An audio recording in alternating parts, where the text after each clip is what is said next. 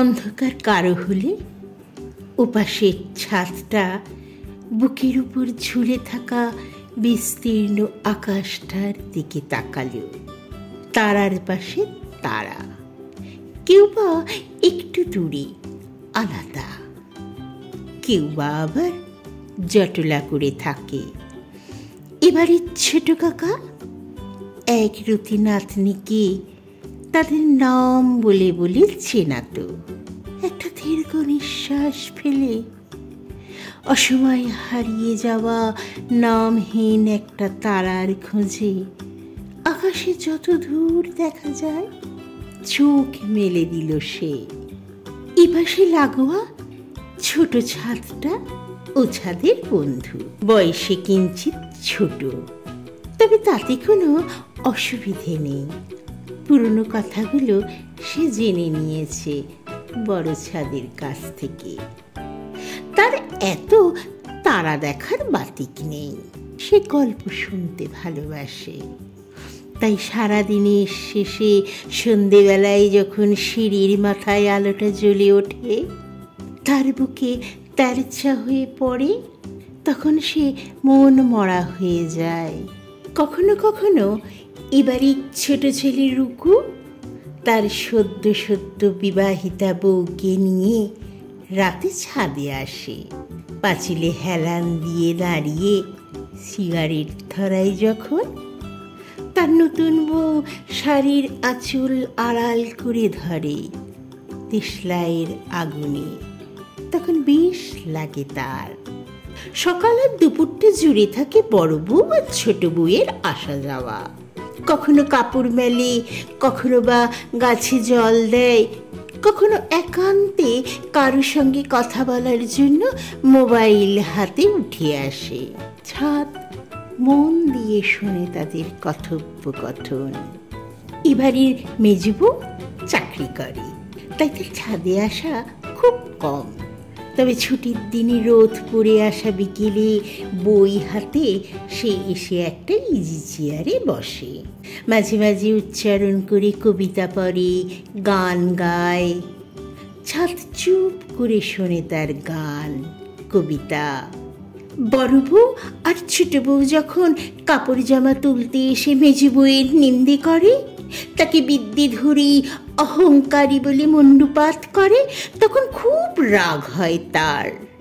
আবার যখন তারা কোনো টিভি সিরিয়ালের গল্প করে, তখন খুশিতে উচ্ছ্বাসিত হয়ে সে গল্প শোনে। এবারের ছেলেদের মধ্যে একমাত্র রুকুবাবুই ছাদে উঠে সময় কাটাতে ভালোবাসে। বাকিরা সব কালে ভদ্রে কখনো। শেষ বোধ হয় উঠেছিল 2 বছর আগে, গিন্নিমার কাজের সময়।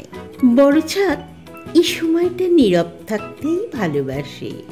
এ বাড়িতে একসময় লোকজন গম গম করত। কর্তারা 5 ভাই, তাদের পরিবার, সন্তান সন্ততি। বাড়িটা বানিয়েছিল বুড়ো কর্তা। এত বড় ছাদটা বানিয়েছিল বুড়ো খুব শখ করে। ছেলেমেয়েদের বিয়ে থা, নাতি নাতনির অন্নপ্রাশন, পুজোর সময় আত্মীয় স্বজনের জমায়েত, সব হবে হই হই করে। কিন্তু তার স্বপ্নের ছাদের উদ্বোধনী অনুষ্ঠান হলো তারই শ্রাদ্ধের আয়োজন করে। ছেলেমেয়েরা বউরা কেউ সেদিন চোখের জল ফেলতে বাকি রাখেনি। ছাদ মনে মনে ভেবেছিল আপনজনের এই ভালোবাসা, শ্রদ্ধা, স্মরণে অশ্রুই বড় কর্তার একাকী পথের পাথেয় হোক। এবারের ছেলে বউ তাদের সন্তানদের মধ্যে মোটামুটি সম্পর্ক বেশ ভালোই। মেয়ে জামাইরা সমাদরে স্বাগত। ছাদেই তারা সমাবিষ্ট হয় বাড়ির যে কোনো অনুষ্ঠানে। খাওয়া দাওয়া, গান বাজনা চলে। অন্য দিনগুলোতেও বউয়েরা গরমের সময় অনেক রাত পর্যন্ত থাকে। শীতকালের দুপুরের রোদ্দুরে পিঠ দিয়ে বসে গল্পগুজব করে। ভিজে চুল এলিয়ে দেয় শুকিয়ে নিতে। বাচ্চারা হুটোপুটি করে। ওপাশ থেকে কাতর নয়নে চেয়ে থাকে ছোট ছাদ। বড় ছাদ সারাদিনের সব কোলাহল থেমে গেলে আশপাশে আলো জ্বলে ওঠে যখন, তখন ধীরে ধীরে নিজের সঙ্গে একাত্ম হয়। মনের পর্দায় আসা যাওয়ার মুখগুলো জ্বলে ওঠে, তিত্তির করে কাঁপে। বড় কষ্ট পেয়েছিল অসময় চলে যাওয়া হিরণময়ের জন্য। এবারের ছোট খোকার একমাত্র ছেলে, কচি বউ আর ওই এক রতি মেয়ে তার। গোটা বাড়ি জুড়ে হাহাকার আর শোক। ছাদ নিজেও তো পাথর হয়ে গিয়েছিল। ছোট খোকা একটু সামলে উঠে এক রতি নাতনিকে নিয়ে ছাদে এসে তারা চেনাতেন। কতদিন ছাদ ফিস ফিস করে তাকে নাতনির কানে কানে বলতে শুনেছেন, ওই ওই তারাটাই হিরণময় রে দিদি ভাই, তোর বাবা, কখনো ভুলিস না। ছোট্ট বুলবুলি নিঃশব্দে হাঁ করে দাদুর আঙুল বরাবর আকাশের দিকে তাকিয়ে থাকত। দু চোখ বেয়ে জল নেমে আসত ছাদের। তার 2 বছর পর ছোট কর্তাই উদ্যোগী হয়ে বউটার আবার বিয়ে দিল। বাড়ির সবাই মিলে ঝাঁপিয়ে পড়ল ছাদে। ছাদে মেরা বাঁধা হলো। এবার আর তেমন হই হই হলো না। আড়ালে সবাই চোখ মুছল। হিরণময় নামের একটা তারা আকাশ থেকে বোধহয় স্বস্তির শ্বাস ফেলেছিল। নতুন জামাই বউ মেয়ে নিয়ে কদিন পরে বিদেশ পাড়ি দিল। ছাদ শুনেছে তারা সেখানে সুখেই আছে। ছোট খোকা তারপর আর বেশি দিন বাঁচেনি। ছাদ আরো খোঁজে, তিত্তির করে কাঁপা দূর আকাশ থেকে উঁকি দেয়া কোনো এক তারাকে। ছোট ছাদ আলতো আদুরে গলায় ডাক দেয় বড়কে, শুনছ? একটা গল্প বলো না। শুনেছ? একটা গল্প বলো না গো। বড় ছাদ চুপ করে থাকে। তার আজ মন ভালো নেই। বিকেলে ছাদের গল্পের আসর আজ ছিল বড্ড মিয়মান। নিচু স্বরে কথাবার্তা কানে আসছিল ছাদের।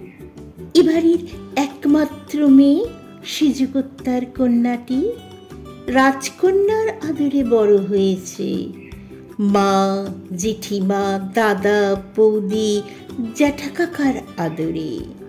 আর সেই সেজকর্তার কথা তো বলাই বাহুল্য। লেখাপড়ায় কি ভালো সে মেয়ে, তেমনই ভালো সেতার বাজাতো। কত পুরস্কার বাড়ি ভর্তি। সরস্বতী পুজোর দিনে ছাদে আসর বসত গান বাজনার। সেই মেয়ে মঞ্চে বসে যখন সেতার হাতে তুলে নিয়ে সুরের জাল বুনত, মনে হতো স্বর্গ থেকে নেমে আসা কোনো দেবী প্রতিমা যেন। সমগ্র পরিবেশ মুখ হয়ে যেত। ধুমধাম করে বিয়ে হয়ে গেল একদিন তার।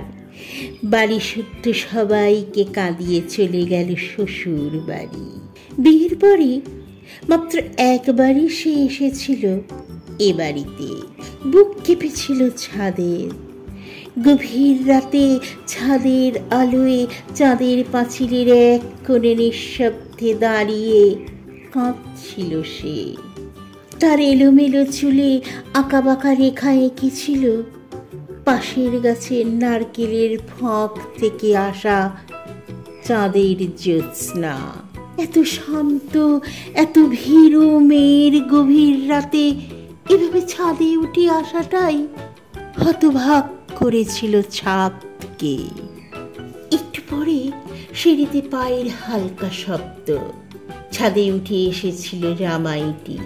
বউকে দুহাত ধরে নিচে নামিয়ে নিয়ে গেল সে। ছাদের বুক ছেয়ে গিয়েছিল অজানা আশঙ্কায়। নতুন জামাইয়ের অসামান্য রূপের আড়ালে যে কুর হাসিটি ছিল সেটি নজর এড়ায়নি ছাদের। বুক হিম হয়ে গিয়েছিল তার। ছোট ছাদ আবার ডাক দিল, শুনছ? আমার বড্ড একা লাগছে আজ, একটু কথা বলো না। বড় ছাদ বলল, আজ আমাকে একটু নিজের মতন থাকতে দে ভাই, আজ আর গল্প বলার মতন মন নেই। অনেকবার ছাদের আসরে এবাড়ির বউদের আলোচনা শুনেছে ছাদ, সে মেয়েকে নিয়ে তাদের কথোপকথন। সবাই অবাক, এত ভালো মেয়েটা বড়লোক শ্বশুর বাড়ি গিয়ে এত বদলে গেল, বাপের বাড়ি আসে না, কারও খবর নেয় না, কাউকে ওর বাড়িতে ডাকে না। কেন? বেশি তো দূরে নয়, ব্যাঙ্গালোর কলকাতা এখন মানুষ ডেলি প্যাসেঞ্জারই করে বলতে গেলে। সেখানে 5-5টা বছর হতে চলল। কি জানি, পয়সা মানুষকে এভাবেই বদলে দেয় বোধ হয়। ছাদ শুনত আর চোখের জলে ভুক ভাসাত। এবাড়ির বউ মেয়েরা সবাই শিক্ষিত, প্রত্যেকেই কোনো না কোনো শিল্প এবং নান্দনিক চেতনার সঙ্গে সংযুক্ত, কিন্তু 10টা-5টা চাকরি করবার ক্ষেত্রে অনুচ্চারিত একটি নিষেধাজ্ঞা চলে আসছে পুরো কর্তার সময় থেকে। শিল্প সংস্কৃতি চর্চার ক্ষেত্রে তাদের অবাধ স্বাধীনতা। দাবি একটাই, সন্তানকে সময় দিয়ে মানুষ করো, লেখাপড়ার সঙ্গে সঙ্গে গড়ে উঠুক শিল্পিত চেতনা। মা ছাড়া কে শেখাবে তা? এতদিন বেশ চলছিল, কিন্তু বোধহয় বদলাবার সময় এসেছে। ছোট ছাদের মনটা খুব খারাপ হয়ে গেল। সে চুপ করে থাকতে থাকতে তার চোখ গেল উপরের আকাশটার দিকে। প্রথমটা সে শুধু চেয়েই রইল কিছুক্ষণ নিশ্চুপ হয়ে, তারপর ধীরে ধীরে আকাশে একটা একটা তারাকে সে আলাদা করার চেষ্টা করল, পারল না কিছুতেই। সব মিলেমিশে এক হয়ে মিটমিট করে তার দিকে তাকিয়ে হাসতে লাগলো। হেসে ফেলল তারাও, হেসে ফেলল ছাদও। একটু দূরে একা থাকা একটা তারার দিকে চেয়ে সে বলল, আহা, তুই বুঝি একা, বন্ধু হবি আমার? তারাটা ফিচ করে ফিচেল হাসি হেসে বলল, একা কোথায় গো, দেখছো না ঝিকিমিকি এই মহাসমুদ্রে আমরা সবাই থাকি একসঙ্গে, টুপটুপ ঝরে পড়া আবার ফিরে আসা, এটাই তো জীবন আমাদের। ছাদ বলল, আমাকে নাও না তোমাদের দলে। বড় ছাদ ছোট ছাদের দিকে তাকিয়ে বলল, একা একা এত বকছিস রে, গল্প বলিনি তাই রাগ হলো? ছোট ছাদ বলল, তোমার মনে আছে গানটা এবারের মেজবউ ছাদে এসে গায়?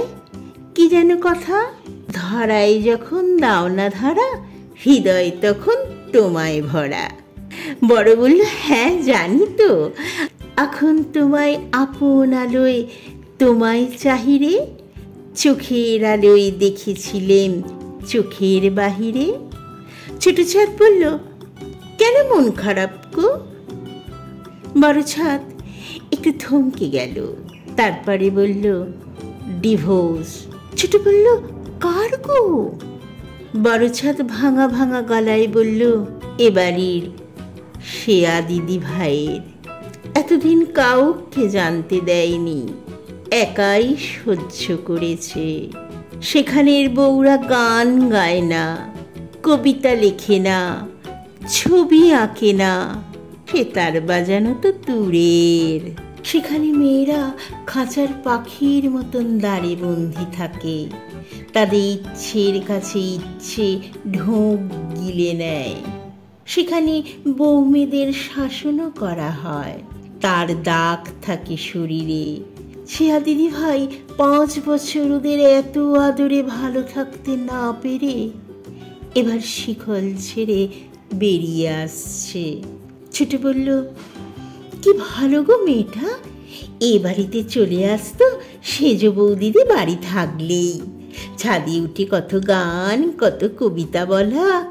সে মেয়ের উপর এত নিষ্ঠুরতা, ধর্মে সইবে না, দেখো ওদের শাস্তি দেবে ভগবান। বড় ছাদ একটা দীর্ঘ নিঃশ্বাস ফেলে বলল, ওদের কি হবে আমি জানি না, তবে আমার শ্রেয়া দিদি ভাই যেন আবার আগের মতন সজীব হয়ে বাঁচে। ছোট চাঁদ বুক ভরে একটা তৃপ্তির শ্বাস নিল। শ্রেয়া দিদি ভাই ফিরে আসছে। আবার এবার ইচ্ছাদে মেজো বউ আর শ্রেয়া দিদি ভাই একসঙ্গে গল্প করবে, কবিতা বলবে, গান গাইবে। ছোট চাঁদের মনটা ফুরফুরে হয়ে গেল। আহা কি আনন্দ আকাশে বাতাসে। সে উপাসের ছাদের দিকে তাকিয়ে বলল, চললুম, আজ তবে নীরব হই।